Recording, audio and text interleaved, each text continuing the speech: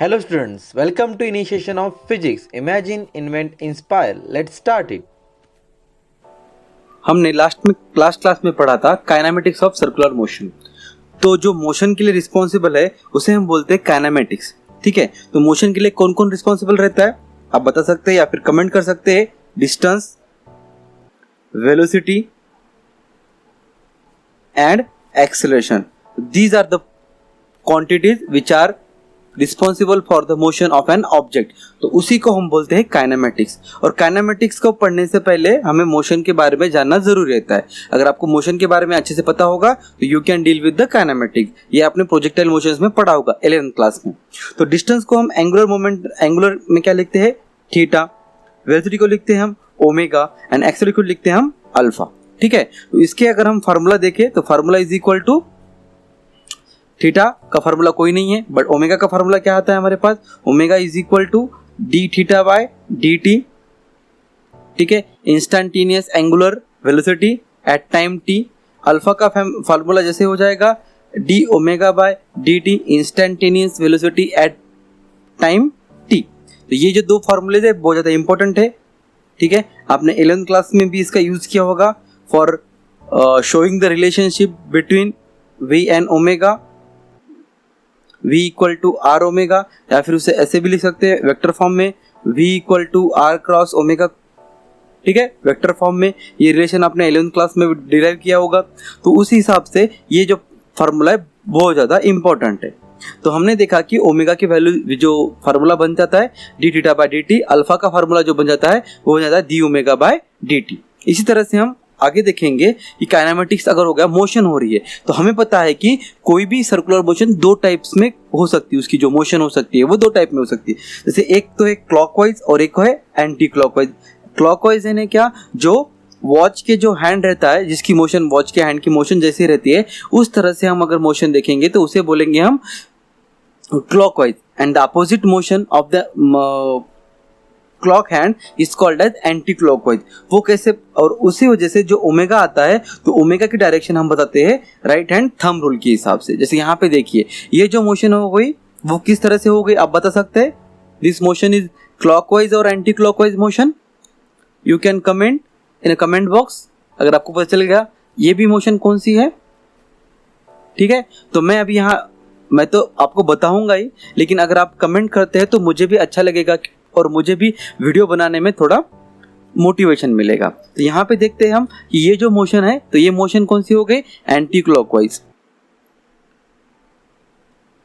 Anti clockwise ये motion हो गई हमारी क्लॉकवाइज। ठीक है, तो जो ओमेगा का डायरेक्शन है वो डायरेक्शन हम दिखाते हैं राइट हैंड थंब रूल से। अपने जो राइट हैंड के फिंगर्स है उसको कर्ल करना है, जो कर्ल करने के बाद दिखाएंगे मोशन ऑफ द पार्टिकल। ठीक है, क्लॉकवाइज या फिर anti clockwise. Then the thumb will show the direction of omega. Then the thumb will show the direction of क्या, ओमेगा, या फिर एंगुलर वेलोसिटी, उसे हम बोल सकते हैं एंगुलर वेलोसिटी। ठीक है, तो यहाँ पे देखिए हमारे फिंगर्स को कर्ल करना है। एक पॉइंट यहाँ पे हम रख सकते हैं कि राइट हैंड लेना है। ठीक है, राइट हैंड लेना है हमें। उसके साथ साथ क्या करना है हमें, इसको राइट हैंड लेने के साथ अपने जो फिंगर्स है 4 फिंगर्स थंब को छोड़ के 4 फिंगर्स को कर्ल करना है। कर्ल यानी इसको घुमाना है। किस तरह से घुमाना है, shows the direction of motion of particle. Motion of particle, वो पार्टिकल की मोशन आपको दिखा सके। साथ ही साथ अगर उसके बाद हम देखेंगे जो थंब है वो thumb will shows the direction of angular velocity. Thumb will show the direction of angular velocity. यहाँ पे देखते हैं एग्जांपल के फॉर्म में देखेंगे, बहुत जल्दी समझ में आता है। लास्ट वीडियो लेक्चर में भी हमने एग्जांपल ही देखा था, उसके साथ ही हमने उसको समझा था। तो यहाँ पे भी हम वही करने वाले, हम यहाँ पे एग्जांपल लेंगे। यहाँ पे देखिए एंटी क्लॉकवाइज है तो एंटी क्लॉकवाइज की तरह हम उसको कर्ल करेंगे। देखिए इसको एंटी क्लॉकवाइज को हमने अगर कर्ल कर दिया, देखिए ये कर्ल कर दिया तो थंब की डायरेक्शन कैसे आ रही है, ऊपर आ रही है। ठीक है, तो यहाँ पे ऊपर हो गया और इसको अगर हम कर्ल कर लेते वो क्या हो जाएगा, डाउनवर्ड डायरेक्शन आ जाएगी। इसको आप घर पे भी कर सकते हैं। ठीक है, एक्सपेरिमेंट परफॉर्म करने के लिए कुछ लगेगा तो नहीं आपको, तो इसको आप घर पे भी एग्जामिन कर सकते हैं। तो मैं यहाँ पे शॉर्टकट बता दूंगा आपको, जब भी एंटी क्लॉकवाइज मोशन आएगी तो ओमेगा की डायरेक्शन जो है वो अपवर्ड होगी। ओमेगा की डायरेक्शन क्या होगी, अपवर्ड होगी। और जब भी क्लॉकवाइज आएगा तो ओमेगा की डायरेक्शन क्या हो जाएगी, यहाँ पे डाउनवर्ड हो जाएगी। तो यहाँ पे एक लॉजिक वाली बात बताता हूँ, अगर वो आपको बहुत ज़्यादा पसंद आती है तो लाइक ज़रूर कीजिएगा। तो जब आपने स्क्रू देखा तो स्क्रू पे यहाँ पे ऐसे साइन रखा रहता है, और जब हम स्क्रू को घुमाते हैं तो जब हम स्क्रू को घुमाते हैं, जब एंटी क्लॉकवाइज अगर घुमाते हैं तो वो स्क्रू अप साइड आता है, जब हम क्लॉकवाइज घुमाते हैं तो स्क्रू डाउन साइड जाता है। तो इसको आप घर पे भी एग्जामिन कर सकते हैं, ठीक है। उसके बाद हमने मोशन को दो टाइप में डिवाइड करते हैं, आपने 9th क्लास में भी पढ़ा होगा, मोशन चैप्टर है आपको। तो एक है यूनिफॉर्म मोशन और दूसरा है नॉन यूनिफॉर्म मोशन।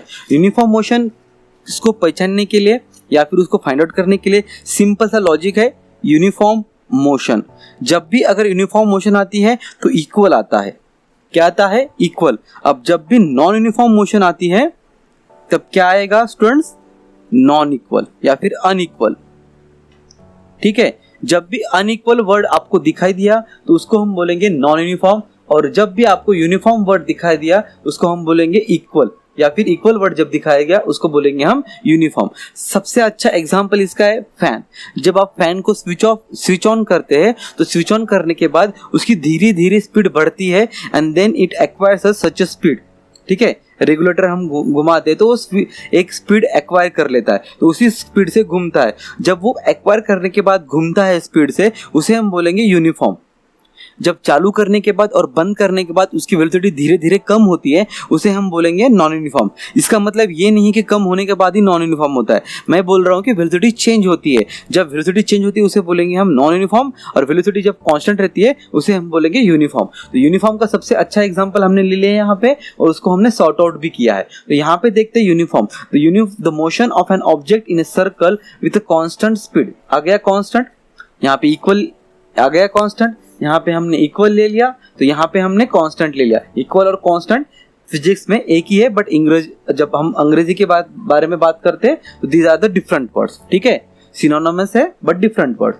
तो यहाँ पे हमने ले लिया कि जो पार्टिकल की मोशन है वो कैसी रहेगी, सर्कल के अलोंग, क्योंकि सर्कुलर मोशन है तो सर्कल के अलोंग घूमना ही चाहिए उसको, वो रहेगा कांस्टेंट। वो कैसे रहेगा, कांस्टेंट। अब यहाँ पे अगर हम एग्जांपल देखते हैं, ठीक है, तो पार्टिकल जो है वो गोल गोल गोल गोल घूम रहा है विथ कांस्टेंट वेलोसिटी। अब देखिए कांस्टेंट वेलोसिटी, तो हमें पता है जब भी हम वेलोसिटी की बात करते हैं तो वेलोसिटी के रिगार्डिंग जो है एक्सेलरेशन आना है, ठीक है। क्या आना है यहाँ पे, एक्सेलरेशन आना है। जब भी हम वेलोसिटी की बात करते हैं तब क्या आता है, एक्सेलरेशन क्वांटिटी आती है। तो यहाँ पे अगर हमने देख लिया पार्टिकल ए को यहाँ से यहाँ जा रहा है, पार्टिकल बी की तरफ यहाँ से यहाँ जा रहा है, तो मैंने इसको पार्टिकल ए ले लिया नाम, इसको हमने बी ले लिया। पार्टिकल ए से बी की तरफ जाता है, इसकी वेलोसिटी कांस्टेंट है, देन इसकी भी वेलोसिटी क्या है, कांस्टेंट है। पार्टिकल ए की भी वेलोसिटी क्या है, कांस्टेंट है। पार्टिकल बी की भी वेलोसिटी क्या है, कांस्टेंट है। तो हम देखेंगे यहाँ पे पार्टिकल ए एंड बी की वेलोसिटी अगर कांस्टेंट है, पार्टिकल ए एंड बी की वेलोसिटी अगर कांस्टेंट है तो यहाँ पे जो एक्सेलरेशन रहेगा वो भी कांस्टेंट रहेगा। तो सबसे पहले पॉइंट हमारे पास यहाँ आ गया कि velocity is constant, velocity is constant, ठीक है। वेलोसिटी कांस्टेंट है, लेकिन कैसे रहेगी, टेंजेंशियल, लेकिन कैसे रहेगी, टेंजेंशियल। और दूसरा पॉइंट है हमारे पास कि एक्सेलरेशन इज आल्सो कांस्टेंट।